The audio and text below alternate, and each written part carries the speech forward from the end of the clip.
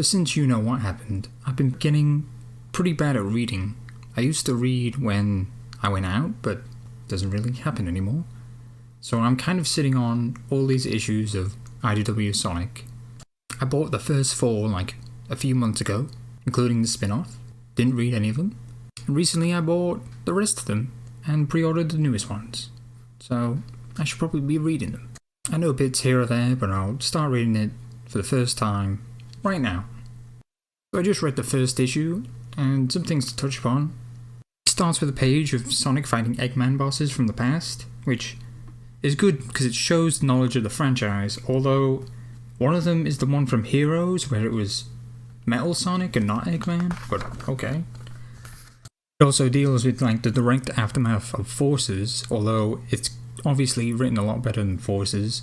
Instantly there's just all this like chaos going on and Sonic has to deal with it. Tails shows up, explains some things. He also shows that he has a bit of like almost like trauma from like Sonic being missing, which obviously wasn't present in the game. So that's a good way to use Forces if they have to. Everything would be a bit better if they just didn't have to work off Forces and use it as a springboard, but that's what they had to do.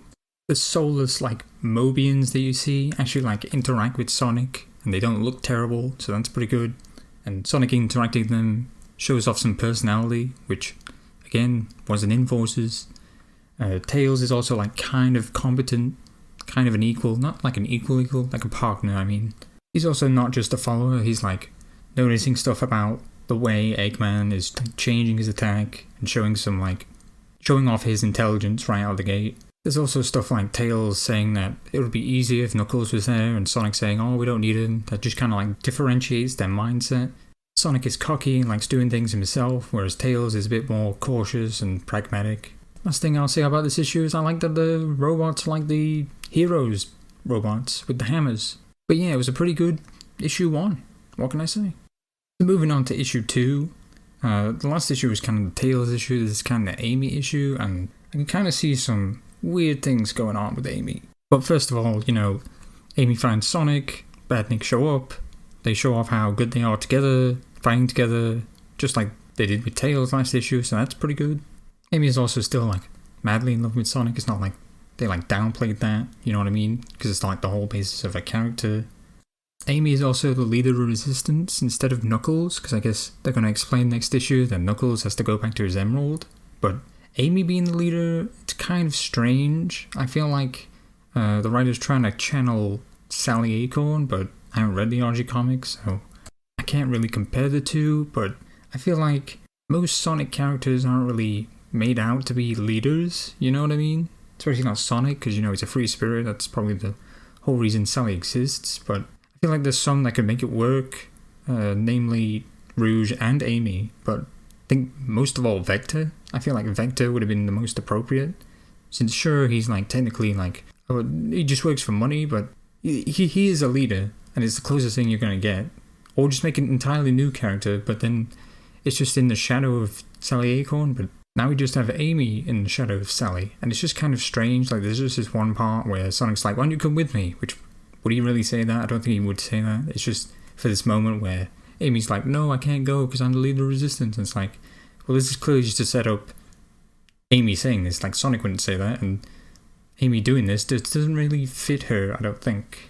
I do think that this could work in some ways, but Amy's kind of like looking out for the little guy, I guess you could say, because like let's say Sonic Adventure, she's looking out for the bird, whereas Sonic is after Eggman. So Sonic is taking on the real threat and the stuff that'll like boost his ego, whereas Amy's like the more compassionate one who's like taking care of the little guys, like getting people evacuated and stuff like that. So that kind of makes sense, but like the leadership position of it just kind of doesn't fit her. Also, the plot point where Sonic thinks it's strange that Amy managed to find him just doesn't really make sense, because Amy's whole thing is magic and she can like magically find him. Like in Hero, she's like sticking out her pinky and using it as like a sounding rod, like because she used to be a magician in the Archie comics and you know all that stuff. I don't know where her magic went, and I don't know why it's strange to Sonic that Amy managed to find him.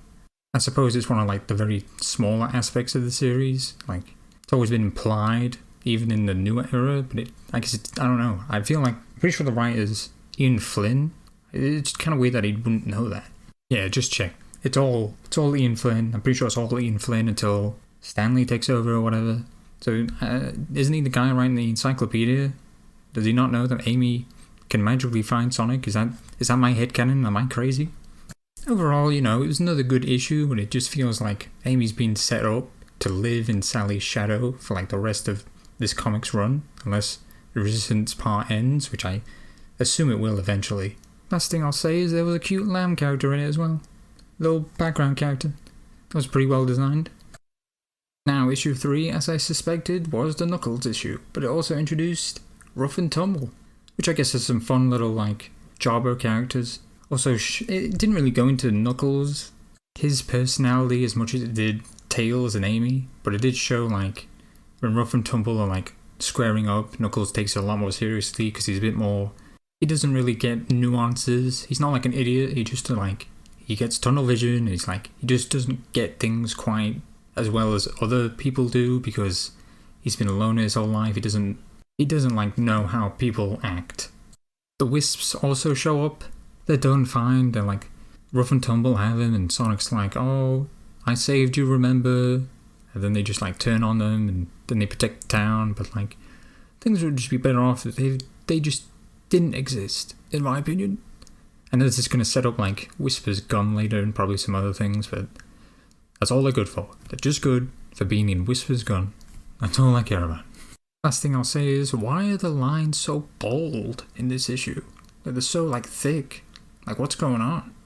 And so the final issue of the volume seems kind of cheap. There's only like 4 issues in the volume, but maybe there's a reason. Maybe there's more pages than usual. I don't know. I wasn't counting.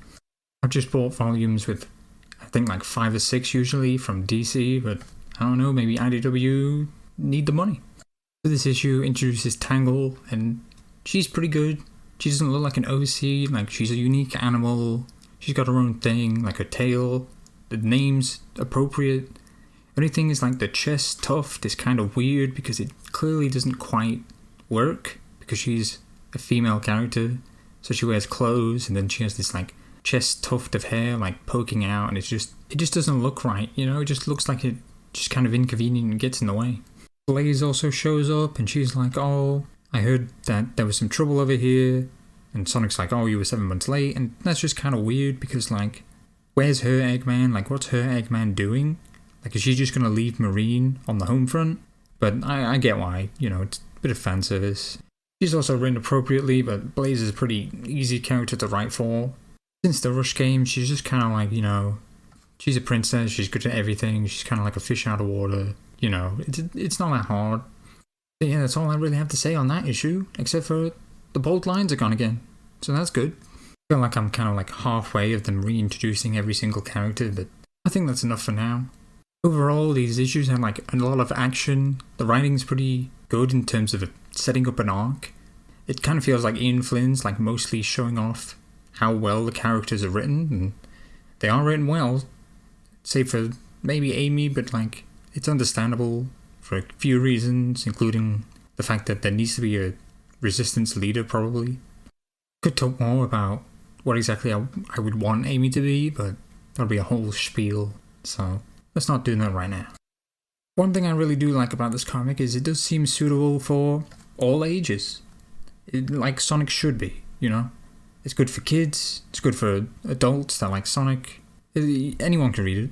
I don't really have any complaints that are that huge because, we haven't really gotten into it yet.